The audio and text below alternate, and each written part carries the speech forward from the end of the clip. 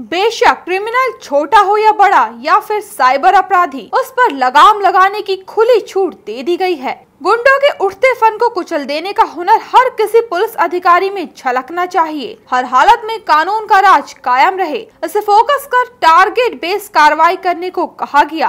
Active छोटे बड़े गुंडों का डाटाबेस तैयार कर उनके नाम गुंडा सूची में दर्ज कर उन पर सीसीए लगाने का प्रस्ताव भेजने को कहा गया है। हत्या, डकैती, लूट, चोरी, गृहभेदन, स्नैचिंग, फिरौती के लिए अपहरण और रंगदारी जैसे संगीन जुर्म को अंजाम देने वाले अपराधियों के खिलाफ कड़े एक्शन लेने को कहा गया है। वहीं मोस्ट वांटेड और वांटेड को खोज निकाल सलाखों के पीछे डालने का आदेश दिया गया है। यह आदेश आज डीजीपी अजय कुमार सिंह ने दिया। झारखंड पुलिस प्रशासन के आला अधिकारियों का बड़ा जुटान हजारीबाग में हुआ था। हजारीबाग एसपी के सभा कक्ष में आयोजित बैठक में एडीजी, आईजी, डीआईजी, एसपी एवं डीएसपी स्तर के कई अधिकारी मौजूद थे। बैठक के बाद डीजीपी ने स्थानीय मीडिया को बताया कि संगठित आपराधिक गिरोह के खिलाफ कार्रवाई शुरू कर दी गई है। इसके रिजल्ट भी सामने आने लगे हैं। तमाम जिलों के एसएसपी और एसपी, खासकर डीआईजी को क्राइम कंट्रोल को लेकर कई तरह के टास्क दिए गए हैं। गैंगस्टरों, अपराधियों और उग्रवादियों के पनाहगारों, मददगारों और फाइनेंसरों को चिन्हित कर उन्हें सबक सिखाने को कहा गया है,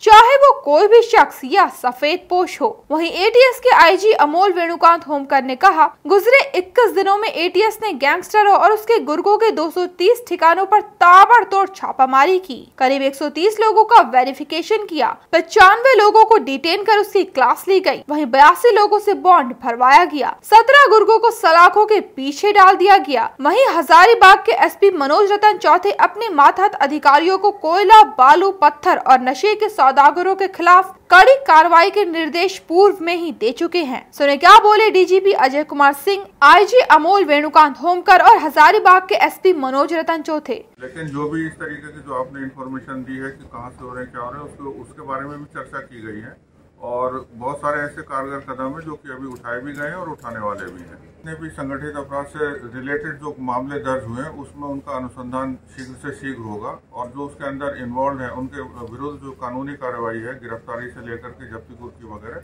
उसका हर एक केस का इंडिविजुअली उसका डिटेल पर विमर्श हुआ है, उसके बारे में जानकारी ली गई है और उसी के हिसाब से इंस्ट्रक्शन दिए गए। जैसे आपने कहा कि गोली चलाने की घटना है तो उसका भी आइडेंटिफिकेशन हो चुका है और हम समझते हैं कि वो 1-2 दिन के अंदर में उसमें भी गिरफ्तारी, उसका डिटेक्शन वगैरह हो जाएगा। कमोबेश जो जितनी भी घटनाएं घटी है उसमें सबका उद्भेदन हुआ है। नशाखोरी के बारे में भी एनडीपीएस के एक्ट के अंतर्गत जो यहाँ पर जितने भी अफेक्टेड एरिया हैं, चाहे वो चतरा हो या उसके अलावा और भी एरिया हैं, उसके बारे में भी अभी डिस्कशन हुआ है और सभी जितनी एजेंसी उसके अंदर इन्वॉल्व है, जैसे कि झारखंड पुलिस है, एनसीबी है और बाकी और जो विभाग है, उसमें आपस में काफी अच्छा समन्वय है, कोऑर्डिनेशन भी है और आगे उस कोऑर्डिनेशन को बेहतर करने के लिए सुझाव दिए गए। साइबर के मामले जितने भी उसमें झारखंड पुलिस बिल्कुल सजग है, काफी उसके अंदर एक्शन भी हो रहा है और जो नए उसके अंदर इंस्ट्रूमेंट्स, नई जो सुविधाएं हैं, ट्रेनिंग वगैरह, वो लगातार यहाँ से लेकर के पुलिस मुख्यालय के लेवल तक लगातार जारी। तो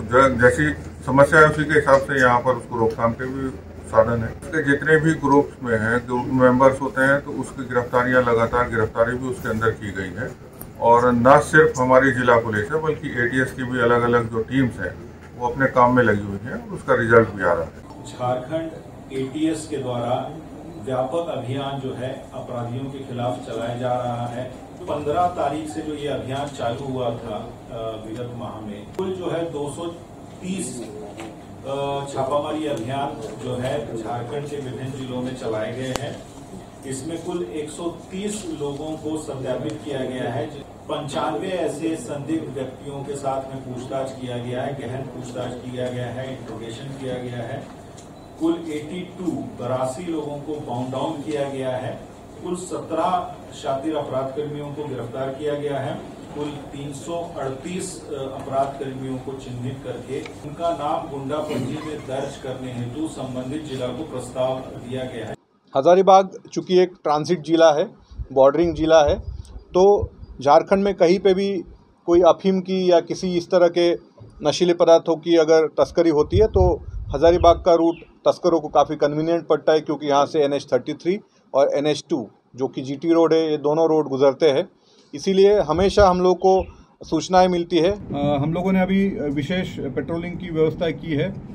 बारिश की वजह से हम लोग को भी कुछ पेट्रोलिंग करने में, पैदल पेट्रोलिंग करने में दिक्कतें आ रही है, परंतु उस पर हम लोगों ने उपाय ढूंढते हुए पेट्रोलिंग करने की व्यवस्था की है। और बीच में कुछ कांडों का हम लोगों ने डिटेक्शन किया था, जिसमें भारी मात्रा में हम लोगों ने सोने के गहने, कैश और कुछ अन्य सामान बरामद किए थे। एक गिरोह को भी हम लोगों ने गिरफ्तार करने में सफलता अर्जित की है। मुझे लगता है कि हम लोग जिस हिसाब से काम कर रहे हैं, जल्दी इन घटनाओं पर रोक लग जाए।